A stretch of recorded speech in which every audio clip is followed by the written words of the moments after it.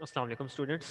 बेटे आज का जो हमारा आर्टिकल है वो है SHM simple harmonic motion and uniform circular motion. हमने देखना है कि एसएचएम सिंपल हार्मोनिक मोशन का यूनिफॉर्म सर्कुलर मोशन के साथ क्या रिलेशनशिप बनता है, इसका इसके साथ क्या लिंक बनता है। हमने इस लिंक को देखने की कोशिश करनी है। तो इसके लिए सबसे पहले हम एक vertically hanged mass spring system consider करते हैं और उस मैस स्प्रिंग सिस्टम का हम ये कहते हैं कि उस मैस स्प्रिंग सिस्टम का जो टाइम पीरियड है वो टाइम पीरियड टी है, उसकी फ्रीक्वेंसी एफ है और उसका कुछ एम्पलीट्यूड है और वो क्या करता है, ऑसिलेट कर रहा है to and fro about a fixed mean position. तो हम उस मैस स्प्रिंग सिस्टम के लिए जो कि वर्टिकली हैंग्ड है उसके लिए ये सारी की सारी क्या कर रहे हैं, डिस्कशन कर रहे हैं। हम सपोज कर लेते हैं, आपके सामने अगर मैं फिगर ड्रॉ कर दूं तो हम सपोज करते हैं ये हमारे पास एक vertically hanged mass spring system है।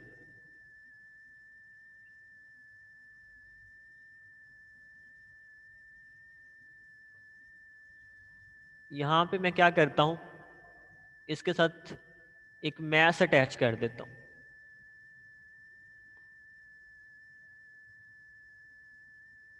ये मैंने क्या किया, इस स्प्रिंग के साथ एक मैस को अटैच कर दिया है और ये किस तरह हैंग है, वर्टिकली हैंग है। अब इनिशियली ये जो मैस स्प्रिंग सिस्टम है ये अपनी मीन पोजीशन के ऊपर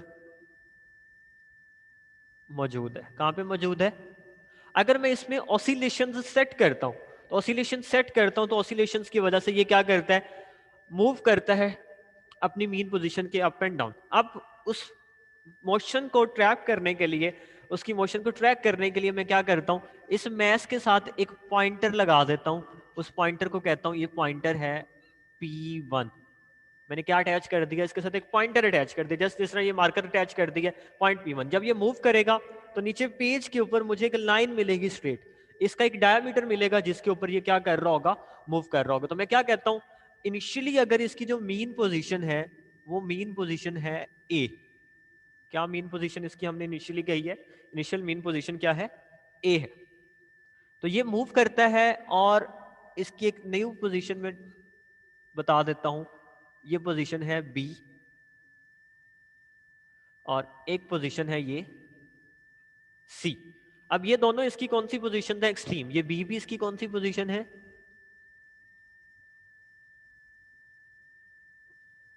एक्सट्रीम पोजीशन।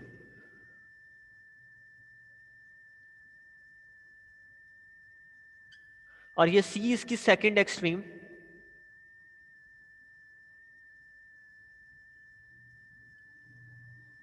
अब हमने सपोज ये किया था, हमने ये कहा था कि जब ये पॉइंटर मूव करता है तो इसका जो टाइम पीरियड है वो टाइम पीरियड कितना है, इसका टाइम पीरियड है कैपिटल डी और इसकी फ्रीक्वेंसी जो मोशन की है वो फ्रीक्वेंसी इसकी हमने सपोज की थी फ्रीक्वेंसी एफ है, मूव कर रहे हैं। अब पहली चीज मैं यहां पे लिख देता हूं, इसका टाइम पीरियड कितना है, time period is equal to T. ये क्या है, time period, time required to complete one vibration. और एक वाइब्रेशन में 4 एम्पलीट्यूड्स होते हैं तो उनको कंप्लीट करने के लिए ये टाइम है। ये क्या है, one vibration is equal to 4 amplitudes होते हैं और इसके लिए जो टाइम रिक्वायर होता है वो कैपिटल टी है। इन एक्चुअल ये है time required to complete one vibration, वो है टी। उसके बाद मैंने ये कहा कि इसकी कुछ फ्रीक्वेंसी है, वो फ्रीक्वेंसी है एफ और इसका एम्पलीट्यूड भी है कुछ। एम्पलीट्यूड होता है मीन पोजीशन से किसी एक डायरेक्शन में मैक्सिमम डिस्प्लेसमेंट कवर्ड, वो कितना है, एक्स नॉट है। इस चीज का मतलब इसने मीन पोजीशन से मैक्सिमम ये डिस्प्लेसमेंट कवर किया हुआ है, ये इसका एम्पलीट्यूड है एक्स नॉट। हमारे केस में एम्पलीट्यूड ए बी या ए सी के इक्वल है। हमारे केस में एम्पलीट्यूड क्या है, A B is equal to A C is equal to X not. ये सारी डिस्कशन किसके लिए है, ये हमारे इस मैस स्प्रिंग सिस्टम के लिए। अब जब ये पॉइंटर मूव करता है तो पॉइंटर हमेशा along diameter along line A B and A C move करता है, या अलोंग बी सी वो क्या कर रहा होता है, इसी लाइन के ऊपर वो कंटिन्यूसली मूव कर रहा होगा, जो कि मुझे क्या बताएगा, इसका पाथ बताएगा कि इस पाथ को वो क्या कर रहा है, फॉलो कर रहा है। अब किस तरह मूव हो रहा है, जब time T is equal to 0 है, अब मैं इसको लिख देता हूँ, इस चीज को आपने ऑब्जर्व करने। मैंने कहा एक वाइब्रेशन के लिए total time period T require है, तो अगर इसको 4 पोर्शन में डिवाइड करूं तो जब time T is equal to 0 था तो बॉडी कहाँ पे मौजूद है, time T is equal to 0 के ऊपर बॉडी मीन पोजीशन के ऊपर मौजूद है, body is at mean position. अच्छा, देन एक एम्पलीट्यूड मुकम्मल हुआ। अब एक एम्पलीट्यूड के लिए यहां से मैं टाइम निकालना चाहूँ, 4 को उधर जाके डिवाइड करेंगे, t/4 हो जाएगा, t is equal to t/4। ये है एक एम्पलीट्यूड मुकम्मल करने के लिए। बॉडी यहां से मूव करके बी पे चली जाएगी, बॉडी एक्सट्रीम पोजीशन के ऊपर होगी। बॉडी कहाँ पे होगी, फिर 2 टाइम पीरियड होते हैं तो मल्टीप्लाई बाय 2 कर दें 2 एम्पलीट्यूड के लिए, तो वो बन जाएगा t/2। बॉडी दोबारा कहाँ पे आ जाएगी, मीन पे आ जाएगी। देन 3 एम्पलीट्यूड्स कंप्लीट होते हैं तो बॉडी 3t/4 टाइम पीरियड मुकम्मल करेगी, बॉडी दोबारा कहाँ पे चली जाएगी, एक्सट्रीम पे चली जाएगी। और जब एक टाइम पीरियड मुकम्मल हो जाता है, एक वाइब्रेशन मुकम्मल हो जाती है, t is equal to T हो जाता है, तो बॉडी दोबारा कहाँ पे आ जाती है, मीन पोजीशन पे आ जाती है। इस मोशन को इन टर्म्स ऑफ टाइम हमने क्या कर लिया है, ट्रैक कर लिया है कि बॉडी यहां से शुरू होती है, ए से बी की तरफ जाती है, बी से दोबारा ए पे आती है, ए पे इनर्शिया की वजह से नहीं रुकती बल्कि सी की तरफ मूव कर जाती है, सी से दोबारा वो ए पे आ जाती है, तो उसका एक वाइब्रेशन मुकम्मल की है। और उस एक वाइब्रेशन को अगर मैं मुख्तलिफ पार्ट्स में डिवाइड करूं तो वो क्या बनती है, ये उसका टाइम बनता है। अब हमने ये कहा था कि ये जो मोशन मैंने पढ़ी है vertically hang mass spring system की, ये बिल्कुल सर्कुलर मोशन की तरह है। अब सर्कुलर मोशन को भी तो हमें यहाँ पे देखना पड़ेगा कि बॉडी सर्कुलर मोशन किस तरह परफॉर्म कर रही होती है। हम एक सर्कल यहाँ पे कंसीडर कर लेते हैं, इसको मैं फर्दर एक्सटेंड कर देता हूँ। अब यहाँ पे हम एक सर्कल कंसीडर कर लेते हैं, फॉर एग्जाम्पल यहाँ पे हम एक सर्कल बनाते हैं।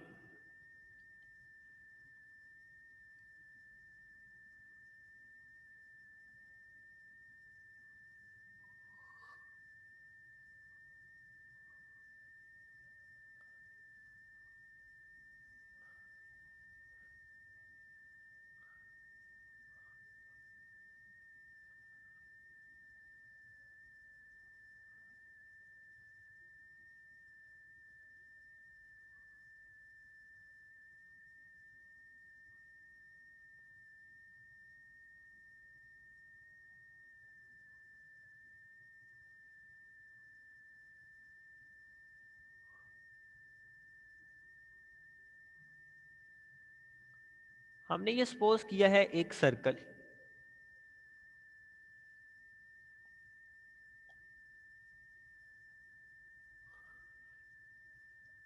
अब इस सर्कुलर मोशन का हमने ये करना है कि ये जिस तरह की सर्कुलर मोशन है ये एग्जैक्टली किस तरह की है, ये सर्कुलर मोशन भी बिल्कुल एसएचएम की तरह ही है। अब कैसे प्रूफ करेंगे ये एसएचएम की तरह, उसके लिए सबसे पहले तो इसका सेंटर मार्क कर रहे हैं, ये सेंटर है ओ, और इसका जो रेडियस है हम सपोज कर लेते हैं ओ डैश था, इसका रेडियस है एक्स नॉट, एग्जैक्टली एम्पलीट्यूड के इक्वल है। किस चीज के इक्वल है, एम्पलीट्यूड के इक्वल है। और यहाँ पे मैं मोशन स्टडी कर रहा हूँ किसकी, यहाँ पे हम मोशन स्टडी करते हैं एक पार्टिकल की, एक पॉइंट की, पॉइंट पी की मोशन को मैं क्या करने जा रहा हूँ, यहाँ पे स्टडी करने जा रहा हूँ। इस सर्कल का जो डायमीटर है वो डायमीटर सपोज कर लेते हैं, डायमीटर है डी ई। इस सर्कल का जो डायमीटर है वो कितना है, डायमीटर है डी, ये सर्कल का क्या है, डायमीटर डी ई है। अब हमने ये कहा कि ये दोनों मोशंस बिल्कुल एक जैसी हैं। अब ये सर्कल जो कंसीडर किया है, इस सर्कुलर की जो एंगुलर फ्रीक्वेंसी है, अब हम इस सर्कल पे आ जाते हैं, इस सर्कल की जो एंगुलर फ्रीक्वेंसी है that is omega is equal to 2 pi F. क्या है, omega is equal to 2 pi F. और इसको मैं फर्दर क्या लिख सकता हूं, ओमेगा इज इक्वल टू है 2 पाई बाय टी। ओमेगा कितनी है, 2 pi by T. I hope कि ये चीज आपको क्लियर होगी। अब यहाँ पे अगर हम एंगल भी निकालना चाहे तो इस एंगल की मदद से हम एंगल भी निकाल सकते हैं। देखें जरा किस तरह, ओमेगा होता है theta by T. Omega is equal to theta by T. तो ओमेगा की जगह मैं थीटा बाय टी पुट करता हूं तो ये बनता है 2 पाई बाय टी। तो थीटा किस चीज के इक्वल आ जाता है, 2 pi by T multiply by T. Just ये जो टी की वैल्यूज हैं मैंने यहाँ पे निकालनी है, ये वाली मैं पुट करता जाऊंगा तो मुझे यहाँ पे थीटा रेडियंस में मिलता जाएगा। तो ये वाली चीज भी आप लोगों ने याद रखनी है कि इस फॉर्मूले की मदद से मैं इस थीटा को एंगल में भी कन्वर्ट करके जो हमने पुट करने हैं वो हम फाइंड आउट करेंगे। चलें देखते हैं। अब ये पॉइंट पी सर्कुलर ट्रैक पे मूव करेगा कंटिन्यूसली, उसने सर्कुलर ट्रैक पे क्या करते जाना है, मूव करते जाना है। अच्छा, मैं कहता हूं कि मैं इस पॉइंट पी से एक प्रोजेक्शन ड्रॉ करता हूं और मैंने यहां से एक प्रोजेक्शन ड्रॉ की। वो प्रोजेक्शन मीट किया है कहां पे, एक पॉइंट एन के ऊपर। मैंने क्या ड्रॉ कर दिया है, ये एक प्रोजेक्शन ड्रॉ की है कहां से, पॉइंट पी से, किसके ऊपर, इस डायामीटर डी के ऊपर। हमने यहां पे मैं लिख देता हूं projection from P on diameter DE is n।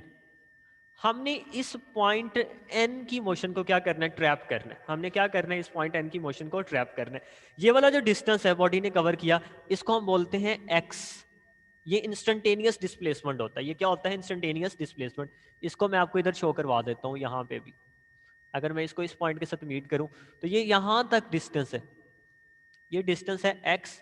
और ये इन एक्चुअल क्या होता है, इंस्टेंटेनियस डिस्प्लेसमेंट होता है। Instantaneous displacement, this is instantaneous displacement. और ये वाला जो था ये किस चीज को रिप्रेजेंट करता था, ये एम्पलीट्यूड को रिप्रेजेंट करता था। दोनों में डिफरेंस याद रखना है क्योंकि हमारी नेक्स्ट डेरिवेशन इंस्टेंटेनियस डिस्प्लेसमेंट की है। हम वहां पे इस चीज को देखेंगे कि ये हमने एक्स निकालना है तो कैसे निकालेंगे। मूव करते हैं एक स्टेप आगे। अब मैंने इस पॉइंट एन की मोशन को ट्रैप करना है, उसके लिए मैं आपके लिए ज्यादा आसान कर देता हूं। देखिए मैं कुछ फिगर्स यहां पे ड्रॉ करने जा रहा हूं। एक फिगर हम फॉर एग्जांपल ये ड्रॉ कर लेते हैं, सेकंड ये ड्रॉ कर लें सिर्फ समझाने के लिए, थर्ड ये ड्रॉ कर लें, सेम सर्कल्स हैं सारे, चौथा सर्कल ये ड्रॉ कर लें। इन सर्कल्स में ये डाया है हमारे पास और डायमीटर क्या था, डायमीटर था डी ई। डी ई ये सारों में मैं डिफरेंट पोजीशंस शो करने जा रहा हूं आपको पॉइंट पी की। पहली पोजीशन में पॉइंट पी यहां पे मौजूद है, ये ओ था। सेकंड में मैं सपोज कर लेता हूं ये ओ से पॉइंट पी इधर मौजूद है। थर्ड में मैं सपोज कर लेता हूं पॉइंट पी इधर मौजूद है। फोर्थ में मैं सपोज कर लेता हूं इस ओ के रेफरेंस से पॉइंट पी इधर मौजूद है। ठीक है, और ये जो डिस्टेंस है यहां से लेके यहां तक, ये radius of the circle x dot के इक्वल है। ये चीज आप लोगों ने याद रखनी है। ठीक हो गया। नाउ मैं पी से प्रोजेक्शंस ड्रॉ करता हूं तो एन आ गया यहाँ पे, यहां से प्रोजेक्शन ड्रॉ की तो एन आ गया यहाँ पे, यहां से प्रोजेक्शन ड्रॉ की तो एन आ गया यहाँ पे, यहां से प्रोजेक्शन ड्रॉ की तो एन आ गया। इस चीज का मतलब ये एन क्या अपने डायमीटर डी को कहीं छोड़ रहा है, एन हमेशा अलोंग डायमीटर मूव कर रहा है पॉइंट। देखें किस तरह, जब बॉडी यहां पे थी इस पॉइंट के ऊपर तो प्रोजेक्शन किस पे थी, वो एन ओ के ऊपर मौजूद था। बॉडी मूव करके ऊपर जा रही है, अब एन ऊपर शिफ्ट होता जा रहा है डी की तरफ। एन डी की तरफ मूव करते करते जैसे ही पी पॉइंट इस डी के ऊपर पहुंचेगा एन एग्जैक्टली डी के ऊपर पहुंचेगा। जब बॉडी नीचे मूव करेगी ये पॉइंट पी तो एन अब ओ की तरफ दोबारा आना शुरू हो जाएगा। बॉडी नीचे आ रही है, एन नीचे आना शुरू हो रहा है ओ की तरफ। बॉडी यहाँ पे आ रही है तो अब एन ने नीचे मूव करते करते पॉइंट ने किस तरफ आना है, ई की तरफ। फिर बॉडी ऊपर जाती है तो अब एन ने ऊपर मूव करते जाना है और एग्जैक्टली एन कहां पे आ जाएगा, ओ के ऊपर। सेम यही काम यहां पे भी तो हो रहा था कि बॉडी इधर मूव कर रही थी, सेम ये पॉइंट एन भी ऊपर की तरफ मूव कर रहा है। जब ये बॉडी नीचे मूव करती है तो एन डाउनवर्ड मूव करना शुरू कर देता है। जब बॉडी नेक्स्ट एक्सट्रीम पे जाती है तो एन भी इस एक्सट्रीम ई की तरफ आता है। जब बॉडी दोबारा यहाँ पे पहुंचती है तो एक जो वाइब्रेशन है वो कंप्लीट हो जाती है। तो मुझे देखने से नजर आ रहा है कि इस पॉइंट एन की मोशन, पॉइंटर पी का जो मैंने क्या ड्रॉ किया था प्रोजेक्शन, और इस बॉडी की मोशन या इस पॉइंटर पी वन की मोशन वो एग्जैक्टली एक जैसी है, एक दूसरे का रेप्लिका है, जो कि हमने प्रूव करना था। ग्राफिकली अगर इसको बनाना चाहें तो देखें कैसे बना सकते हैं। आपसे ये पूछा जाए कि जी हमें प्रूफ करके दें जी ग्राफिकली भी ऐसा होता है। अब टाइम के लिहाज से मुझे इस इंफॉर्मेशन का पता है, इस चीज को मैं यहाँ पे पुट करता हूँ, देखिएगा जरा। मैं कहता हूँ मेरे पास t इज इक्वल टू 0 है, यहाँ पे t is equal to 0 put करें।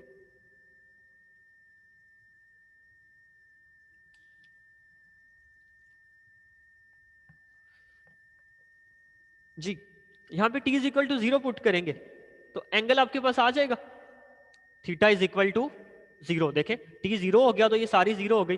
तो मैं एंगल्स अब डिफरेंट ड्राइव करने जा रहा हूँ यहाँ पे। उस टाइम के अकॉर्डिंगली ना हम यहाँ पे कुछ एंगल्स ड्रॉ कर रहे हैं। मैं एक एंगल ड्रॉ कर लेता हूँ जी, मेरा पहला एंगल 0 है।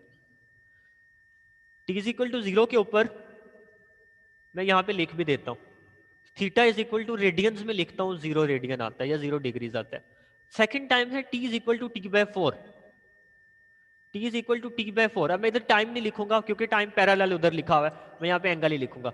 इधर t/4 पुट करें, t से कैंसिल हो जाएगा तो एंगल बन जाएगा π/2 रेडियन 90 डिग्री। इस चीज का मतलब मेरे पास सेकंड एंगल बनना चाहिए π/2। Third angle t is equal to t/2 put करें, t/2 पुट किया, 2 से कैंसिल, एंगल बन जाएगा pi, theta is equal to pi. Next angle है 3t/4, यहाँ पे t की जगह 3t/4 पुट किया तो एंगल बनेगा 3t, एंगल बन जाएगा 3t/4 हो गया तो 3π/2, एंगल बन जाएगा 3π/2। नेक्स्ट एंगल हम यहाँ पे ड्रॉ कर लेते हैं 3π/2। और finally t is equal to t put करेंगे, t आ गया, t से कैंसिल, थीटा क्या रह जाएगा 2π रह जाएगा। तो फाइनल एंगल मेरे पास क्या आ जाएगा 2π। अब उन्हीं पोजीशंस के अगेंस्ट मैंने एंगल्स भी फाइंड कर लिया। जब t 0 था थीटा 0 है, ऐसा ही है। बॉडी कहाँ पे है, मीन पोजीशन पे है, इसको मैं मीन पोजीशन के ऊपर ही रहने देता हूँ। मैं ब्लैक डॉट्स लगा देता हूँ। बॉडी कहाँ पे मौजूद है, मीन पोजीशन पे मौजूद है। t is equal to t/4 हुआ, एंगल था π/2, बॉडी कहाँ पे थी, हमने यहाँ पे पढ़ा था, बॉडी मूव करके एक्सट्रीम पे चली गई थी, तो यहाँ पे भी एग्जैक्टली बॉडी कहाँ पे आएगी, एक्सट्रीम पोजीशन पे आ जाएगी। अच्छा देन पाई हुआ, t/2 पे बॉडी कहाँ पे आ गई, मीन पोजीशन पे आ गई। हमें नजर आ रहा है कि एंगल पाई हुआ। ये देखें यहाँ से टाइम और एंगल देखते जाए, 0 था तो बॉडी यहाँ पे थी, 90 पे बॉडी यहाँ पे आई, 180 पे बॉडी मीन पे गई, 270 पे बॉडी नीचे वाले एक्सट्रीम पे आ गई। ये देखें उधर टाइम भी मुझे यही बता रहा था कि बॉडी कहाँ पे आ गई, यहाँ पे आ गई। और जब 360 हुआ तो बॉडी मूव करके दोबारा कहाँ पे आ गई। इसी तरह एंगल बढ़ता जाएगा तो बॉडी आगे मूव करती जाएगी। अब इस चीज को मैं कैसे शो कर सकता हूँ, देखें जरा। अगर इन पॉइंट्स को आप मिलाएं, इन पॉइंट्स को आपस में मिला दें तो आपको कुछ ऐसा ग्राफ नहीं मिल रहा। ये ग्राफ तो साइन का ग्राफ है, इसको हम बोलते हैं साइनोसाइडल कर्व। ये कर्व भी मुझे बताती है कि जो मोशन है ये दोनों बिल्कुल एग्जैक्टली क्या है, एक दूसरे का रेप्लिक है। अब देखें यहां से लेके यहां तक डिस्प्लेसमेंट, अभी आपने पढ़ा ये कितना था, ये है एम्पलीट्यूड एक्स नॉट।